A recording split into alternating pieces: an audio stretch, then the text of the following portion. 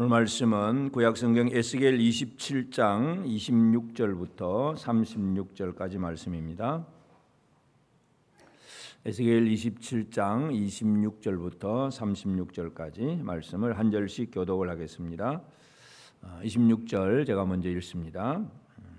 내 사공이 너를 인도하여 큰 물에 이르게 하며 동풍이 바다 한가운데서 너를 무찔렀도다.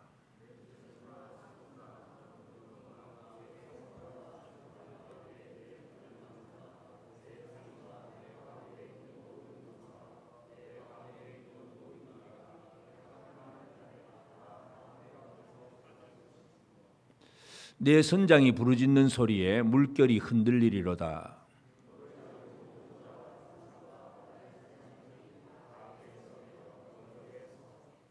너를 위하여 크게 소리질러 통곡하고 티끌의 머리를 덮어 쓰며 제 가운데 뒹굴며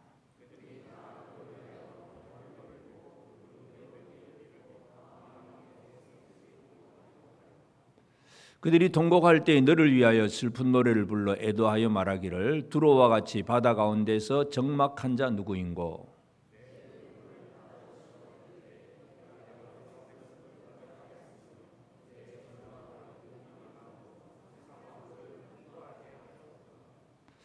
내가 바다 깊은 데에서 파선한 때에 내 무역품과 내 승격이 다 빠졌으며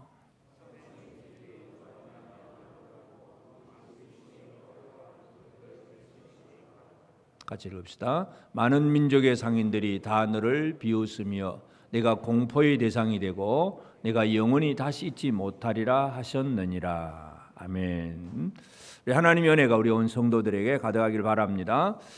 우리가 계속해서 이 에스겔서를 보면서 하나님은 이 에스겔을 통해서 이미 바벨론의 포로로 잡혀와 있는 그 디아스포라 백성들, 포로된 하나님의 백성들에게 이 말씀을 주시고 있습니다. 그래서 나라도 망하고 성전도 무너지고 모든 것이 없어진 그들에게, 그 남의 나라의 포로로 잡혀와 있는 그들에게 하나님의 계속 말씀을 주시는 이유는 비록 다른 건 다 무너졌더라도 하나님의 백성답게 바르게 살아내는 거, 이게 참 중요하기 때문에 그렇습니다. 그래서 이 에스겔을 통해서 이 여러 환상의 이야기들을 보여주고 있고, 지금 우리가 살펴보고 있는 부분은 바벨론에 의해서 멸망당하는 나라들에 대한 그런 얘기들입니다. 그 중에 이제 우리가 이 두로에 대한 이야기를 지금 찾아보고 있습니다. 우리가 27장에서 보면 이 두로라고 하는 나라를 하나의 배로 비유를 해가지고 이 12나라가 이렇게 어떤 나라에 가져온 것은 판자가 되고 돛대가 되고,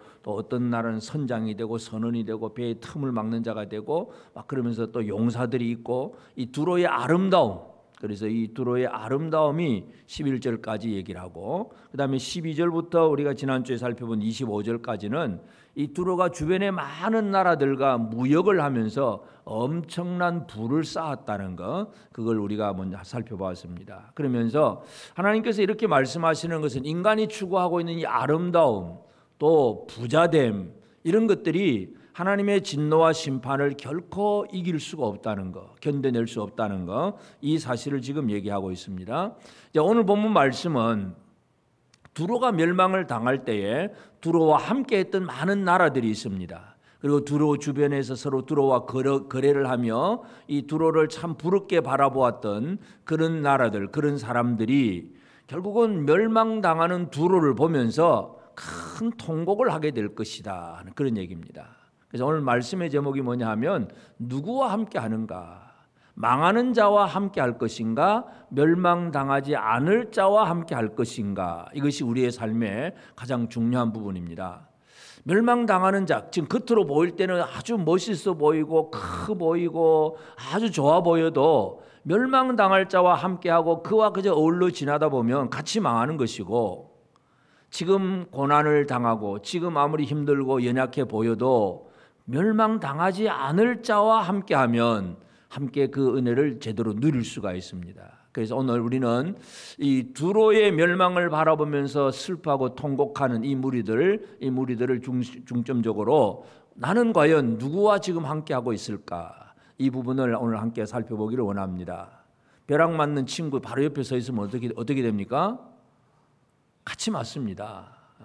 그러니까 진짜 누구와 같이 잘 지내야 되느냐, 이러한 부분들 오늘 우리가 이걸 살펴보기를 원합니다. 그래서 이 사람 저 사람이 아니라 오직 하나님의 백성은 하나님과 함께하는 그런 삶이 가장 중요하다는 걸 우리가 알 수가 있습니다. 그래서 이제 26절 27절에 보면 이 두로의 그 아름다움과 함께하던 자들이 두로와 함께 수치를 당할 것임을 분명히 말하고 있습니다. 내 사공이 너를 인도하여 큰 물에 이르게 하며 동풍이 바다 가운데 너를 무찔렀도다. 그래서 이제 큰 물에 이르러서 막 무역을 하면서 막 돈 잘 번다고 아주 큰 소리를 쳤는데 동풍이 바다 한가운데서 너를 무찔렀다. 여러분, 배라고 하는 거, 요즘 배는 뭐 바람하고 상관없이 이제 엔진으로 가는 배들이 많지만은 옛날엔 전부 돛담배잖아요. 또 바람으로 이용해도. 그래서 자주 바람이 잘 불면 그 바람을 이용해서 배를 잘 이렇게 저어서 갈 수가 있습니다. 그러나 그 바람을 견딜 수 없는 바람이 불면 그때는 배는 파손합니다. 이것이 가장 큰 문제예요. 그래서 인간의 노력과 능력이라는 것이 어느 정도는 되는데 그 이상을 감당할 수 없는 그런 지경이 됩니다. 그래서 동풍이 바다 한가운데서 너를 무찔렀도다. 그래서 27절에 보면 내 재물과 상품과 바꾼 물건과 내 사공과 선장과 내 배의 틈을 막는 자와 내 상인과 내 가운데 있는 모든 용사와 내 가운데 있는 모든 무리가 내가 패망하는 날에 다 바다 한가운데 빠질 것이며, 두로라고 하는 그 배에 타고 있는 모든 이들이 한꺼번에 바다에 빠진다는 얘기입니다. 바로 이것은 큰 이 부끄러움, 수치에 대한 이야기입니다. 그래서 두로가 큰 배로 아름답게 멋있게 진행할 때는 참 얼마나 멋있어요. 폼도 뭐 선장도 아주 좋은 옷을 입었을 것이고, 아주 우리는 큰 배 탄다고 아주 의기양양하고 큰 소리 쳤을 것이고, 아주 우리는 뭐 괜찮다고. 그리고 또 그걸 못하는 사람들은 부러워서 또 그렇게 할 수도 있겠고, 하여튼 그렇게 살았는데 결국은 그렇게 자기들의 아름다움을 강조를 했는데 그 아름다움이 바다 한가운데 빠져버립니다. 아무 소용이 없다는 얘기입니다. 그래서 인간적인 이 아름다움은 하나님께서 동풍을 부시면 이 아름다움은 그냥 한순간에 사라질 수밖에 없습니다. 사람들은 지금도 뭔가 이 땅에 크고 화려하고 멋있는 걸 만들어 가지고 그 아름다움에 우리가 취해 있을 때가 많습니다. 그런데 하나님께서 그들을 멸하면 하루아침에 다 망합니다. 시편 97편 7절에 보면 조각한 신상을 섬기며 허무한 것으로 자랑하는 자는 다 수치를 당할 것이라. 너희 신들아 여호와께 경배할지어다. 조각한 신상을 섬기며 아주 멋있게 예술 작품으로 아주 멋있게 신상을 잘 만들어 가지고 아름답게 만들어서 그 앞에서 막 너무 멋있다, 막 크다, 좋다, 막 그러면서 그 앞에 섬기는 모든 자들이 결국은 허무한 것으로 자랑하는 자, 수치를 당할 것이다.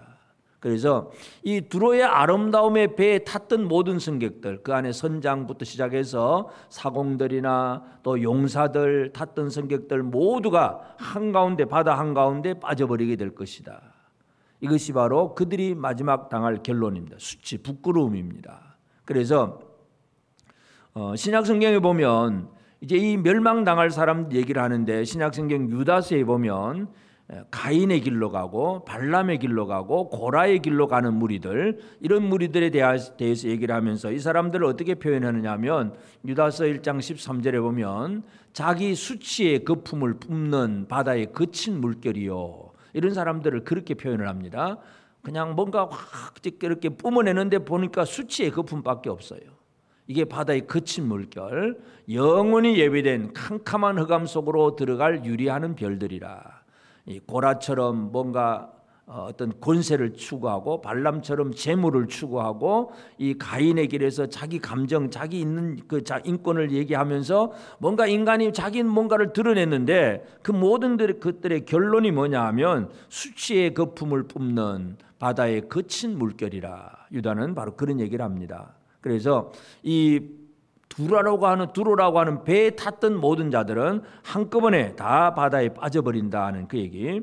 그 다음에 이제 30절 31절에 보면 29절부터 보면 노를 잡은 모든 자와 사공과 바다의 선장들이 다 배에서 내려 언덕에 서서 너를 위하여 크게 소리질러 통곡하고. 그러니까 두로라고 하는 배 주변에 또 다른 배들이 있었는데 이제 이 배들은 빨리 이제 언덕에 서서 육지에 대고 멸망당하는 빠지는 이 파선하는 그 두로라고 하는 배를 쳐다보면서 크게 소리질러 30절 크게 소리질러 통곡하고 뒷걸을 머리에 덮었으며 제 가운데 뒹굴며 그들이 다 너를 위하여 머리털을 밀고 굵은 배로 띠를 띠고 마음이 아프게 슬퍼 통곡하리로다. 그래서 주변에 있는 두로와 함께 거래하면서 이익을 얻었던 그 모든 사람들은 이제 슬피 통곡을 하게 됩니다. 그러면서 32절 그들이 통곡할 때에 너를 위하여 슬픈 노래를 불러 애도하여 말하기를 두로와 같이 바다 가운데 적막한 자 누구인고. 바다 가운데 적막한 자다. 두로를 이 사람들은 두로를 보고 이제 적막하다 그렇게 표현합니다. 아무 소리가 없다는 얘기죠.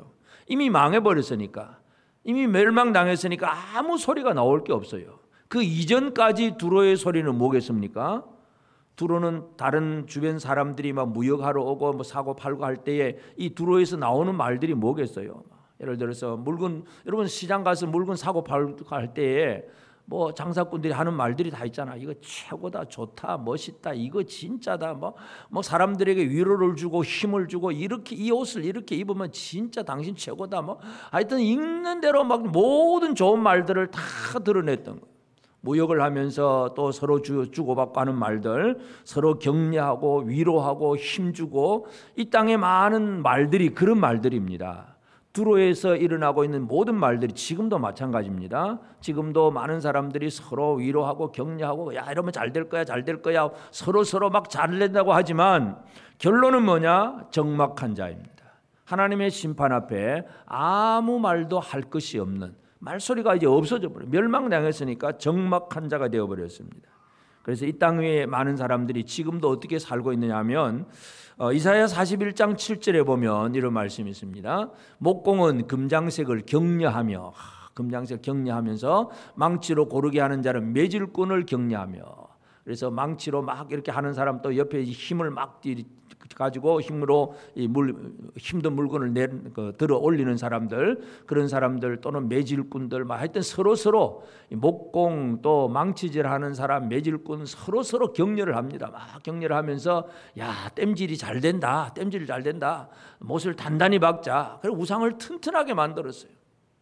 열심히 격려하고 열심히 서로 잘 칭찬하고 잘 된다고 하는 그런 말소리들, 물론 부정적인 말도 많긴 하겠지만 하여튼 인간적으로 서로 위로하고 격려하고 칭찬하고 막 이렇게 좋은 말들을 많이 하는 것이 바로 이 세상, 지금도 이 세상 모습이잖아요. 그런데 하나님의 심판하시면 그 사람은 적막한 자가 된다. 아무 말도 없다는 얘기입니다.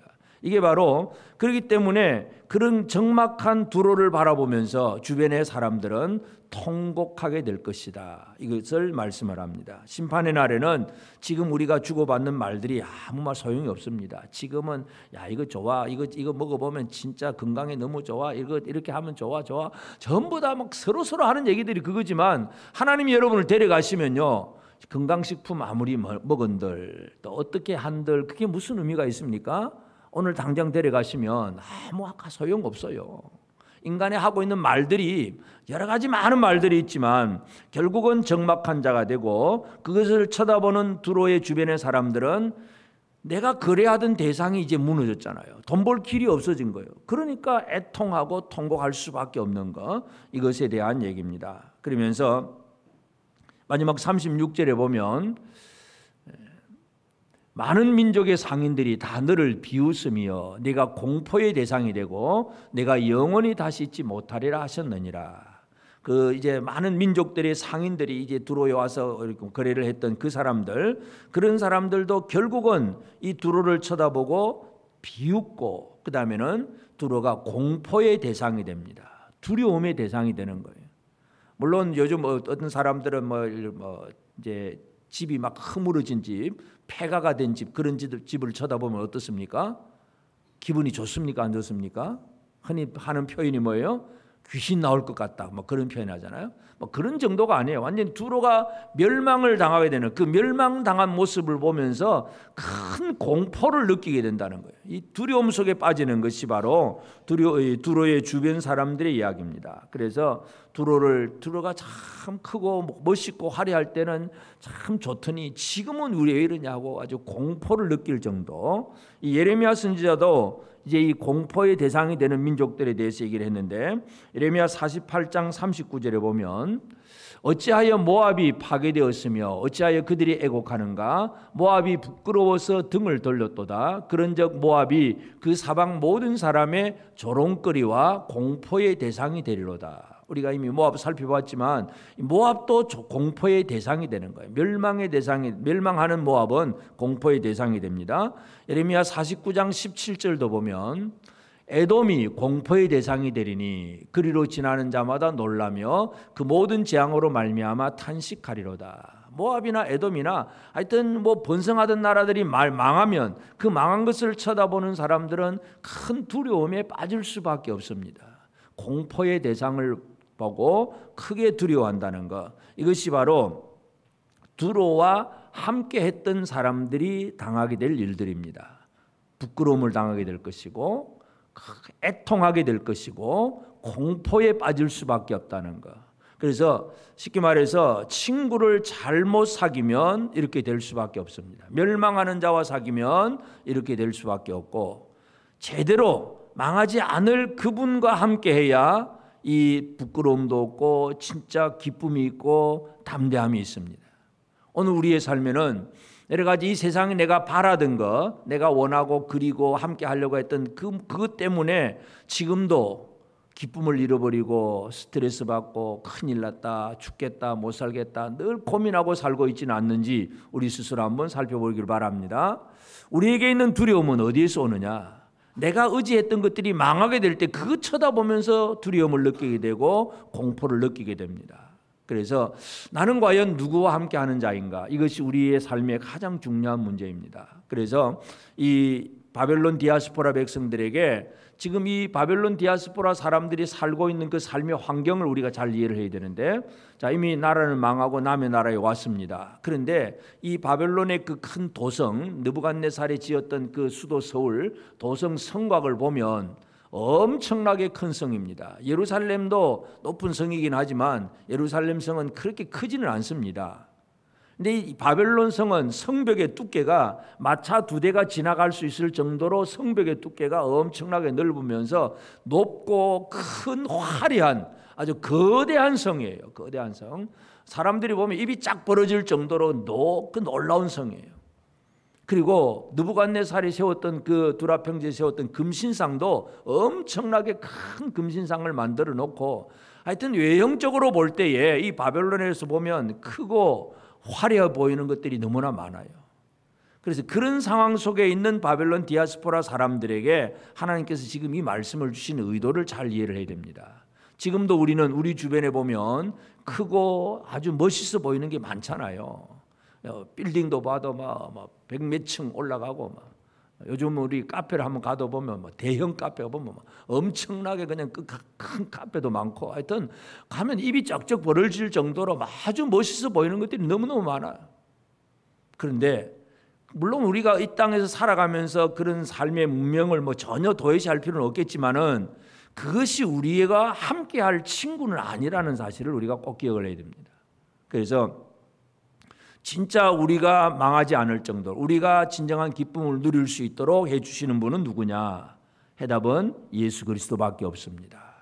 그래서 예수 그리스도는 우리에게 무엇을 해주실 수 있는 분이냐 하면, 예수는 인간의 수치를 영광으로 바꾸어 주실 수 있는 분이 바로 예수님이에요.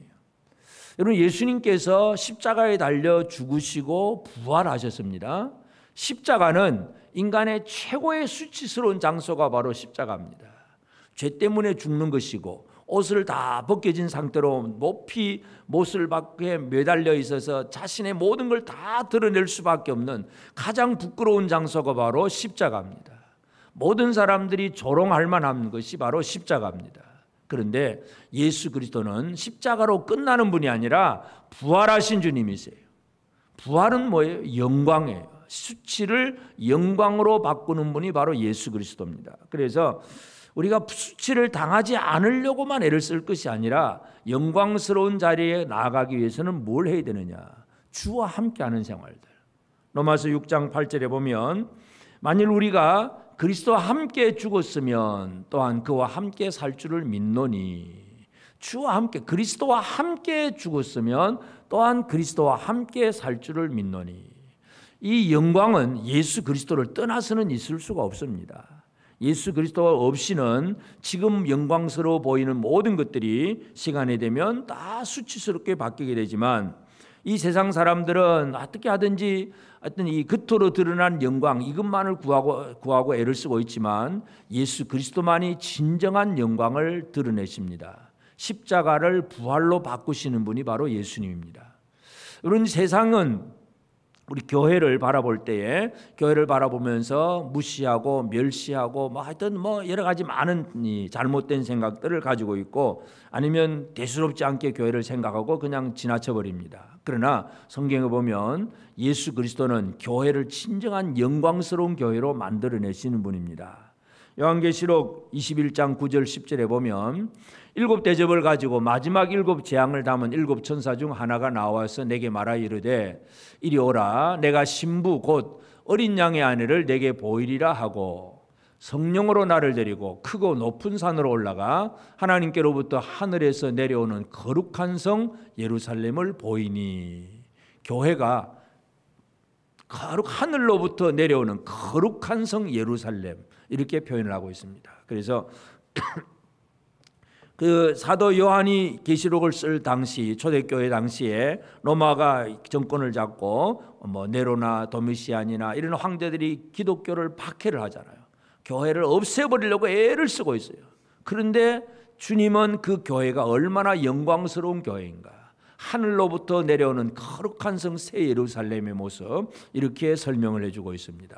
그래서 오늘 우리가 이 땅에서 믿음으로 산다고 할 때에 우리 믿음을 별것 아닌 것처럼 여기는 사람들은 이 세상에 많이 있습니다. 그러나 예수 그리스도는 영광스러운 분이세요.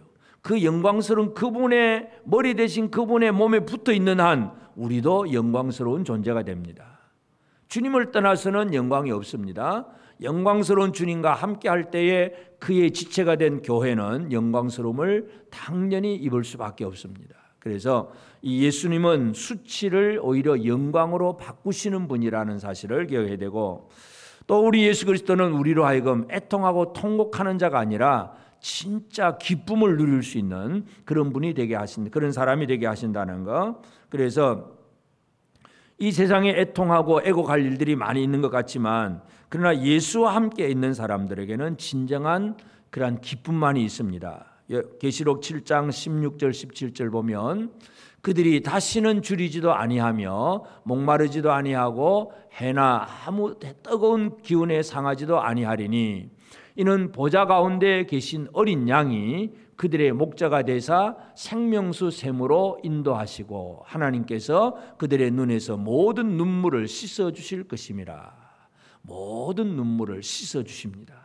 여러분, 이 땅에 지금도 여러분은 눈물을 흘리고 있을 줄로 생각을 합니다. 그게 속으로 흘린 눈물이든 겉으로 흘리는 눈물이든 하여튼 경제적인 문제, 건강의 문제, 자녀 문제, 하여튼 여러 가지 많은 문제들을 가지고 막 애통하고 애곡하고 큰일 났다 죽겠다 막 이런 얘기들이 많지만, 진정으로 예수 그리스도 안에 있는 자에게는 모든 눈물을 씻어 주십니다. 어린 양의 피로 우리를 씻었기 때문에 예수 그리스도의 십자가는 진정한 우리의 기쁨을 완성하는 것이 바로 예수 그리스도의 십자가라고 하는 사실을 우리가 기억을 해야 됩니다. 그래서 예수와 함께하는 사람은 애통과 애곡이 없습니다. 그리고 예수 그리스도는 이 공포가 아니라 진정한 평강입니다.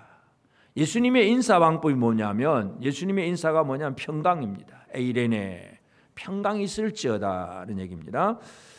요한복음 20장 19절에 보면 이날 곧 안식 후 첫날 저녁 때에 제자들이 유대인들을 두려워하여 모인 곳에 문들을 닫았더니 예수께서 오사 가운데 서서 이르시되 너희에게 평강이 있을지어다.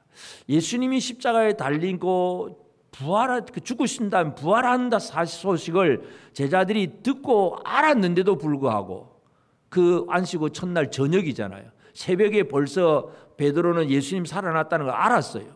그렇지만 아직도 이 뭔가 두려움 속에 가득 차 있어요. 유대인들을 두려워해가지고 사람을 두려워해가지고 모여가지고 문들을 딱 닫아두고 꼼짝 안 하고 그냥 집 속에 있습니다. 그런데 예수님이 그 가운데 들어오셔서 하신 말씀이 뭐예요? 너에게 평강이 있을지어다. 평강이 있을지어다. 예수님이 우리에게 주시고자 하는 것은 바로 평강입니다. 여러분 옆 사람에게 평강이 있을지어다 한번 합시다. 평강. 이 평강은 세상 사람들이 주는 평강과는 전혀 다른 완전한 평강입니다. 예수님 미리 그 평강에 대해서 얘기를 하셨어요. 요한복음 14장 27절에 보면 평안을 너에게 끼치노니 곧 나의 평안을 너에게 준다. 나의 평안을 준다 그랬어요. 내가 너에게 주는 것은 세상이 주는 것과 같이 아니하니라. 너희는 마음에 근심하지도 말고 두려워하지도 말라. 세상이 주는 평강이 뭐예요? 이 세상에서 주는 평안은 그저 돈 많이 벌고 또 좋은 옷 입고 뭐 그렇게 맛있는 음식 먹고 아니면 좀 더 타락한 사람들은 뭐 이렇게 마약이나 뭐 이런 것 주면서 야 이거 너무 좋아 한번 해봐 아주 좋다고 그냥 평강을 얘기를 하잖아요. 전부 평안을 얘기합니다. 그러나 그 평안은 결국은 사람이 중독되게 하고 멸망당하게 하는 평강입니다. 일시적인 평강, 마취제입니다. 순간적인 평강밖에 없습니다. 그러나 예수님의 평안은 뭐예요? 나의 평안을 너에게 준다. 예수는 십자가 달려 죽는 그 자리에서도 두려움이 없는 분이에요. 어떠한 문제 앞에서도 흔들림이 없는 그 평강을 가지고 사신 분이 바로 예수 그리스도입니다. 그 자신의 예수의 평안을 너에게 끼치노니 그렇게 얘기를 하셨어요. 그러니까 제자들을 찾아오셔서 너에게 평강이 있을지어다. 이 얘기는 예수님 자신의 평강을 나눠주는 거예요. 옆 사람에게 한 번 더 평강이 있을지어다 하면서 생각을 해야 됩니다. 평강은 내게 있는 평강을 나눠주는 거예요. 내가 평강이 없다면 줄 말이 없어요. 다시 평강이 있을지어다 옆 사람에게 있는 거 여러분에게 있는 평강 주신 거예요. 그냥 말만 하신 거예요. 내게 있는 평안을 주는 거예요. 예수님은 예수님 자신의 평안을 제자들에게 주시는 거예요. 오늘 우리는 그냥 말로만 예를 들어서 안녕하십니까? 안녕하세요. 우리나라 뭐 인사들도 그렇지만 그건 아무 해봐야 별로 그냥 생각 없이 하는 말들이잖아요. 그냥 인사말일 뿐이고 평안이 있을지어다, 평강이 있을지어다 하는 얘기는 예수님이 나의 평안을 너에게 주노라. 예수님 가지고 있는 평안을 주는 것입니다. 오늘 우리 모든 성도들이 평안을 주는 자가 되기를 바랍니다. 내가 평안해야 그래야 평안을 줄 수가 있습니다. 예수 그리스도는 우리로 하여금 평강의 사람이 되게 하십니다. 이 땅에 망하는 자들과 함께하는 사람들은 공포를 느끼게 되지만 예수와 함께하는 사람들은 평강을 누리게 될 것임을 분명히 확신하기를 바랍니다. 그래서 이제 오늘 우리가 이 망하는 자와 함께 망하지 말고 망하지 않는 예수 그리스도와 함께하는 이 삶을 제대로 살아내는 것, 이것이 우리에게 중요합니다. 그래서 첫 번째 할 일이 뭐냐 하면 잘 구분하는 것. 이 진짜 외형적인 겉모습의 아름다움에 쏘가 넘어갈 것이냐, 진짜 이게 망할 것인지 망하지 않을 것인지를 잘 구분하는 작업, 이것이 우리에게 중요합니다. 여러분 사탄이 우리에게 올 때에 그냥 아주 무시무시한 모습으로 오지 않습니다. 요즘 아이들을 뭐 그렇게 하는지 모르지만 옛날에 이제 학교 다닐 때나 뭐 또 주일학교도 마찬가지 천사 그리고 마귀 그리라 그러면 마귀를 어떻게 그립니까? 시커멓게 막 뿔나고 막 그냥 막 그런 무시무시한 모습으로 마귀를 그립니다. 그런데 마귀는 절대로 그런 모습으로 안 옵니다. 마귀는 어떤 모습으로 오느냐? 고린도후서 11장 14절에 보면 이것은 이상한 일이 아니니라 사탄도 자기를 광명의 천사로 가장하나니. 마귀가 오는 거 광명의 천사의 모습으로 옵니다. 그 모습만 봐가지고는 몰라요. 진짜 빛의 천사로 오는 거예요.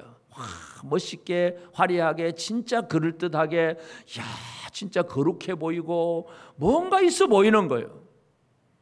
마귀는 결코 아주 무시무시한 그런 모습으로 오지 않습니다. 광명의 천사로 옵니다. 그러니까 우리가 할 일이 뭐예요? 구분을 잘 할 수밖에 없다. 이거 못하면 큰일 나는 거예요.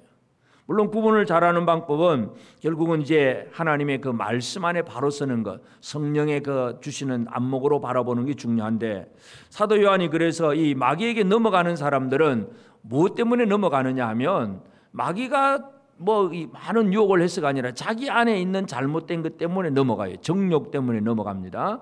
그 정욕이 어떤 정욕이냐? 요한일서 2장 16절에 보면 이는 세상에 있는 모든 것이 육신의 정욕, 안목의 정욕, 이생의 자랑이니 다 아버지께로부터 온 것이 아니요 세상으로부터 온 것이다.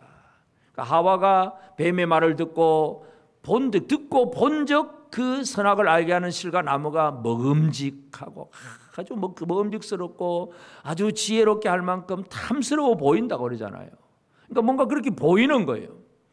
벌써 마귀가 주는 생각이 우리 안에 들어오면 그렇게 보일 수밖에 없어요. 그래서 이 세상의 겉으로 보이는 아름다움 거기에만 치중해 있으면 10중 8구 쏘가 넘어갑니다. 이게 진짜냐 아니냐, 말씀 안에서 제대로 된 거냐 아니냐를 잘 판별하고 구별하는 일들, 이것이 우리에게 중요합니다. 그래서 바빌론이라고 하는 큰 나라, 도성, 아주 성입이 큰 성읍, 또 금신상, 하여튼 외형적으로 아름다웠고 멋있어 보이는 이 거대한 것들을 바라보면서 야, 이거 좋다 그러면 망하는 거예요. 하나님이 지금 이 디아스포라 백성들에게 지금 그 얘기하고 계시는 거예요. 야, 이 바벨론의 크고 화려해 보이는 거 이거 아무것도 아니야 이거예요. 두로가 그렇게 화려하고 멋있었지만 두로 다 망하지 않았느냐, 지금 그 얘기를 하고 계십니다. 그래서 보이는 것, 눈에 보이는 것으로만 모든 것을 판단하지 않기를 바랍니다. 겉모습만 보고 쏘가 넘어가면 사탄에게 100번 다 쏙습니다. 진짜 말씀으로 제대로 무장해서 이 세상의 아름다움을 추구하지 않는 진짜 하나님의 백성다운 삶을 추구하는 그런 삶을 살아내기를 바랍니다. 그리고 우리는 결국 우리 안에 탐심이 없어져야 돼요. 이 두로의 멸망 때문에 애곡하는 모든 사람들은 뭐예요? 전부 두로에 가서 무역을 하고 그래서 돈 벌고 전부 어떻게 하든지 돈 때문에 모인 무리들이 바로 이 두로에 모인 무리들입니다. 예수님께서 이 재물에 대해서 계속 강조를 하잖아요. 그래서 예수님 재물에 대해서 교훈을 하시면서 이제 하늘의 보물을 쌓아라 막 그런 재물 얘기를 하면서 무슨 얘기를 하냐면 마태복음 6장 22절 23절에 보면 눈은 몸의 등불이니 그러므로 내 눈이 성하면 온몸이 밝을 것이요 눈이 나쁘면 온몸이 어두울 것이니 그러므로 내게 있는 빛이 어두우면 그 어둠이 얼마나 더하겠느냐. 예수님께서 눈 얘기를 하세요. 여러분 눈이 성하십니까? 눈이 좋으십니까? 시력이 어떻습니까? 1.5, 2.0 되십니까? 어떤 사람은 시력이 마이너스가 될 수도 있고 어떤 사람은 눈이 아주 1.5, 2.0 아주 좋을 수도 있고 근데 성경은 예수님이 지금 눈이 좋으면 눈이 성하면 눈이 나쁘면 하는 것은 그런 시력 얘기가 아니에요. 결국 이 눈에 예수님께서 지금 눈 얘기를 하는 것은 그 앞뒤 이 마태복음 6장 앞뒤의 그 문맥 속에서 보면 재물에 대한 얘기를 하면서 이 눈 얘기를 하시는 거예요. 그러면 이 눈이 어떤 눈이냐? 이 성한 눈이라고 하는 것은 이 좋은 눈이라는 그 말이에요. 좋은 눈. 이 좋은 눈 그리고 나쁜 눈 이게 도대체 뭘까? 구약의 잠언에서 우리가 답을 찾을 수가 있는데 잠언 22장 9절에 보면 선한 눈, 좋은 눈입니다. 선한 눈을 가진 자는 복을 받으리니 이는 양식을 가난한 자에게 주민이라. 선한 눈을 가진 사람은 선한 눈이 뭐냐 하면 가난한 자들을 쳐다볼 때에 어떤 마음으로 바라보냐 이거죠. 내 안에 탐심이 가득하면 가난한 자들을 쳐다보면서 아무 생각이 없어요. 시력은 좋은데 아무 그 가난한 자들에 대해서 해줄 것이 없어요. 그건 선한 눈이 아니라는 얘기입니다. 선한 눈을 가진 자는 복을 받으리니 이는 양식을 가난한 자에게 주민이라. 또 잠언 28장 22절 악한 눈이 있는 자는 재물을 얻기에만 급하고 악한 눈은 재물을 얻기에만 급하고 빈궁이 자기에게로 임할 줄은 알지 못하느니라. 결국 눈 얘기는 뭐냐 하면 재물 얘기, 속에 있는 탐심이 있느냐 없느냐. 탐심으로 가난한 자들을 못 본 척하고 아니면 진짜 돌아보고 이렇게 보여지는 것이 선한 눈이냐 악한 눈이냐 그 얘기예요. 그래서 눈은 몸의 등불이라고 그래서요. 그래서 이 몸의 등불이 밝으면 온몸이 밝은 거예요. 온몸이 빛 가운데 사는, 빛의 자녀로 사는 것이고, 그렇지 못하면 어둠의 생활을 살 수밖에 없어요. 그래서 예수님께서 이 재물을 얘기하면서 사람 속에 있는 탐심에 대한 얘기를 합니다. 그래서 눈 얘기입니다. 여러분, 눈이 좋으십니까? 선한 눈이십니까? 악한 나쁜 눈이십니까? 안경은 껴도 괜찮습니다. 콘택트 렌즈 해도 괜찮고, 시력이 너무 안 좋아서 마이너스가 돼도 상관없습니다. 그러나 어떤 눈입니까? 연약한 자, 가난한 자들을 바라보면서 긍휼히 쳐다볼 수 있는 그 눈, 하나님이 선하게 여기신 눈은 바로 그런 눈입니다. 근데 악한 눈은 재물을 얻기에만 급합니다. 자기 거 얻으려고만 애를 쓰지 빈궁이 자기에게로 임할 줄을 알지 못하는 것, 이게 나쁜 눈입니다. 오늘 우리는 눈을 제대로 뜨기를 바랍니다. 그래야 제대로 분별해 나갈 수가 있습니다.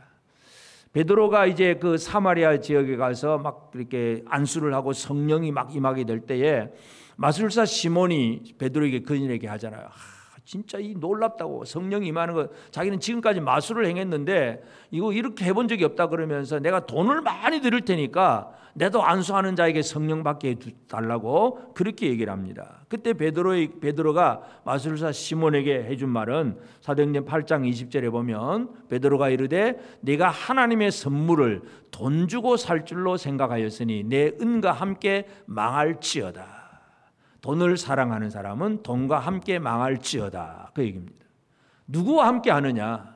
세상의 아름다움과 함께 하려고 하면 그 아름다움과 함께 망하는 것이고, 재물과 함께 하려고 애를 쓰면 재물과 함께 망하는 것입니다.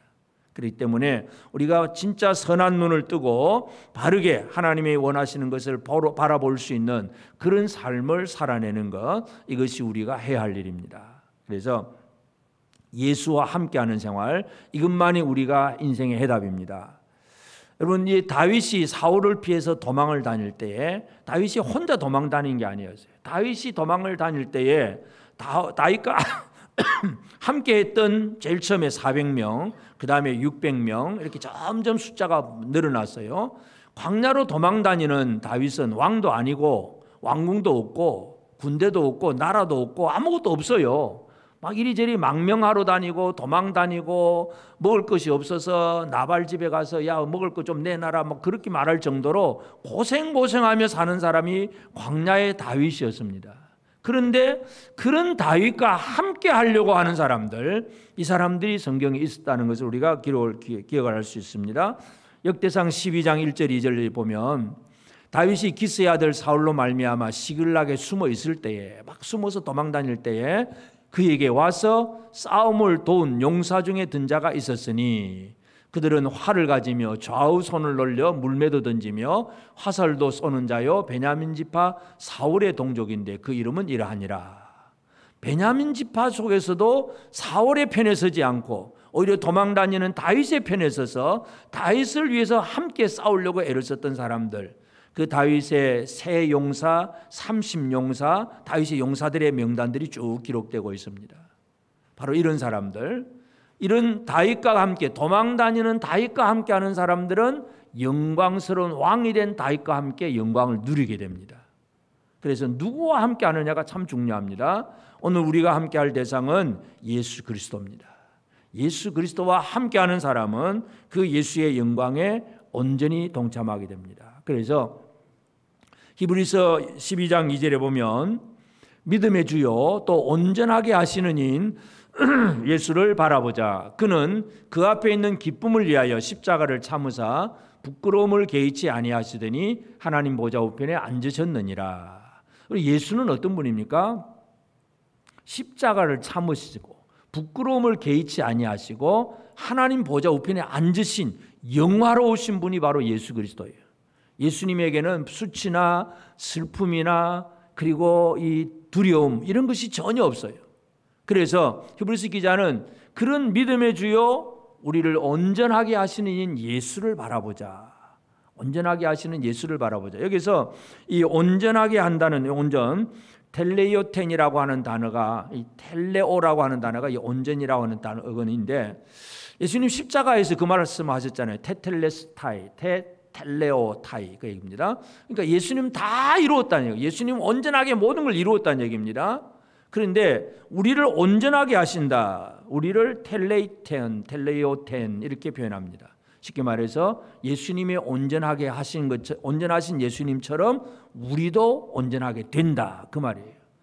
온전하게 하시는 이인 예수, 우리를 온전하게 만드시는 예수예요. 그 온전함에는 공포가 없습니다. 온전한 사람에게는 두려움이 없습니다. 애통과 애고감이 없습니다. 이 온전함에는 절망과 낭망이 없습니다. 이 온전함에는 위로와 감사와 기쁨만이 넘칩니다. 예수와 함께하면 온전하게 됩니다. 여러분 온전하십니까? 온전하십니까? 대답이 잘 안 나오십니까? 십자가에서 부끄러움을 개의치 아니하시고 하나님 보좌 우편에서 영광스러운 존재로 지금도 살아계신 예수님, 그분이 온전하신 분이에요. 그 온전하신 예수가 우리를 온전하게 만드세요. 여러분 온전하게 되기를 주의 이름으로 축복합니다. 주와 함께 있으면 믿음의 주에 온전하게 계신 예수를 바라보자. 예수를 바라보고 예수와 함께하면 우리는 그 앞에서 온전한 성도로 온전한 사람으로 살아갈 수 있습니다. 두려움 없이, 공포 없이, 염려 없이, 애통 없이, 눈물 없이 주님의 백성으로 제대로 살아낼 수 있습니다. 그래서 하나님께서 이 에스겔을 통해서 바벨론 디아스포라 백성들에게 이 두로의 멸망과 그리고 그 멸망 때문에 함께 애통하는 많은 사람들의 이야기를 들려주고 있는 이유, 그 하나님의 말씀의 목적을 잘 이해를 해야 됩니다. 지금도 우리 주변에는 우리 눈으로 겉으로 볼 때 화려하고 멋있는 것들이 너무나 많습니다. 그래서 야 이게 참 천국 같다 할 정도로 이 멋있는 게 많지만 그 모든 것들에 쏘가 넘어가지 않기를 바랍니다. 아무리 멋있고 아무리 강해 보여도 하나님께서 심판하시는 날에는 다 무너질 것들입니다. 그래서 이러한 것의 소망이 아니라 우리의 소망은 예수 그리스도밖에 없습니다. 망하는 자와 함께 살다가 망하는 어리석은 자가 되지 않기를 바랍니다. 영원히 망하지 않는 예수 그리스도와 함께 살면서 온전하게 되는 이 놀라운 복을 받아 누리기를 바랍니다.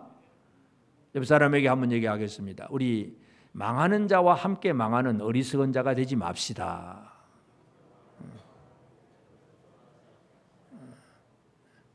진짜 망하지 않는 온전하신 예수 그리스도와 함께하면서 우리도 우리를 온전하게 하시는 주님의 은혜 가운데서 이 온전한 생활을 살아내는 저와 우리 여러분 모두가 되어지기를 주의 이름으로 축복합니다.